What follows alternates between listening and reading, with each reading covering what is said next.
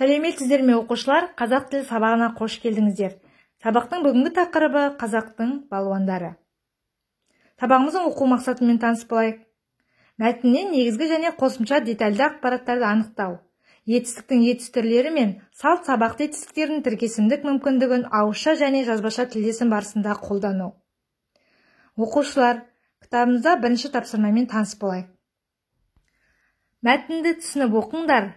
Негізгі, қосымша және детальді ақпараттарды анықтаңдар. Қазақ даласының батыры. Әр халықтың маңдайына біткен жарық жұлдыздай жайсаң ерлері бар.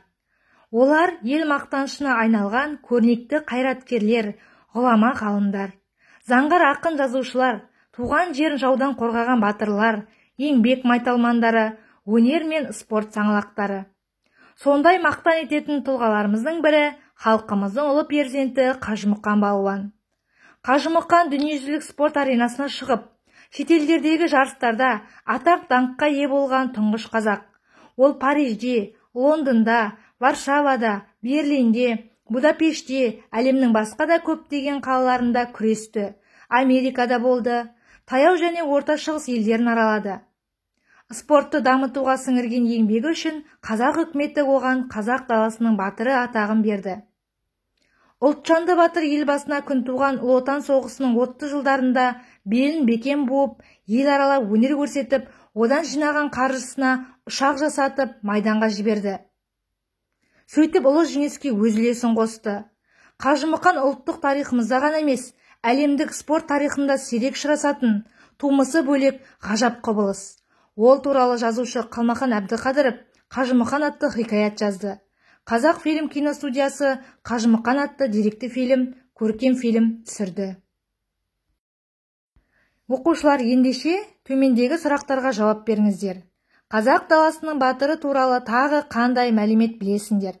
Тұңғыш спортшымыз туралы жазылған хикаятты оқыдыңдар ма? Фильмдерді көрдіңдер ме? Қандай әсер алдыңдар? Ендігі кезек тілдік бағдарда. Оқушылар, тілдік бағдарда мұқият еске сақтаймыз. Өзгелік етіс. Қимыл іс-әрекеттің тікелей айтушы мен тыңдаушы арқылы емес, үшінші бір тұлға арқылы іске асатынын білдіріп, белгілі қосымшалар арқылы жасалатын етістің бір түрі болып табылады.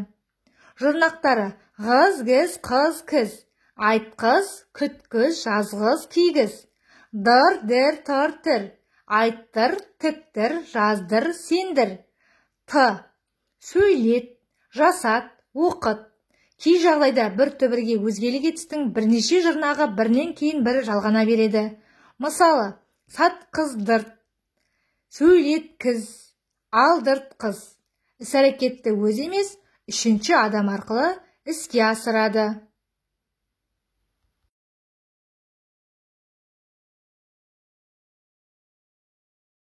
Оқушылар, келесі тапсырманы орындаңыздар. Оқылы мәтіннен етістіктерді тауып, оларды өзгелік етіске айналдырып жазыңдар.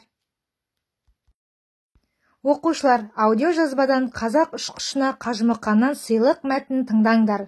Мәтінде көтерілген мәселені талдаңдар. Қазақ ұшқышына Қажымұқаннан сыйлық. 1944 жылдың желтоқсан айының аяғы болатын. Кезекті тапсырманы орындап, жер төлеге кірген бетіміз ет. Есік алдына машина келіп тоқтады. Одан түскен екі адам маған қарай беттеді.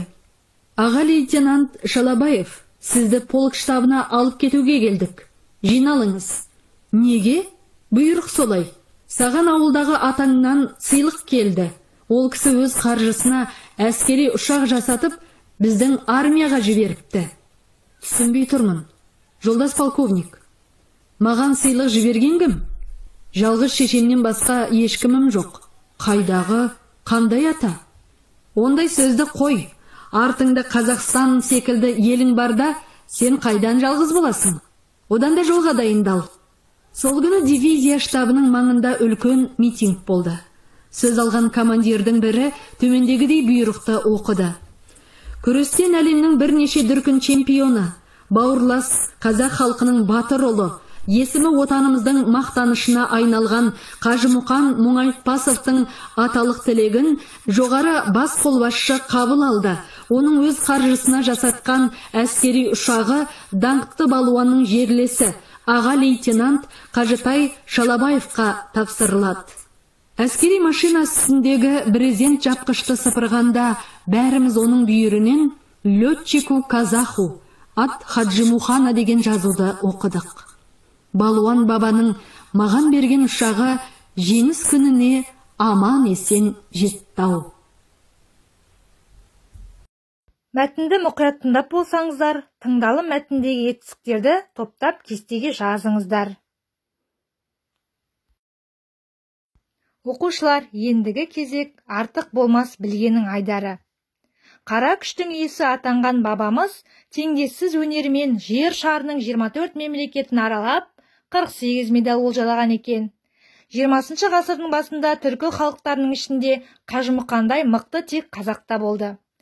Алып күш иесінің тұңғыш рет әлемдік деңгейдегі көрінген шағы 1906 жыл еді. Алманиядағы Германия дүниежүзілік сайысты әлем чемпионы атанды. Сол кездегі саясаттың салдарынан ол түрлі лақабатпен күресуге мәжбүр болды. Бірде Қажымұқанды Ямагата Мухоруне десе, енді бірде Мухан Иван Черный деп атаған. Ал 1909 жылғы халықаралық балуандар жарысына ол Қара Мұстафа деген атпен шыққан.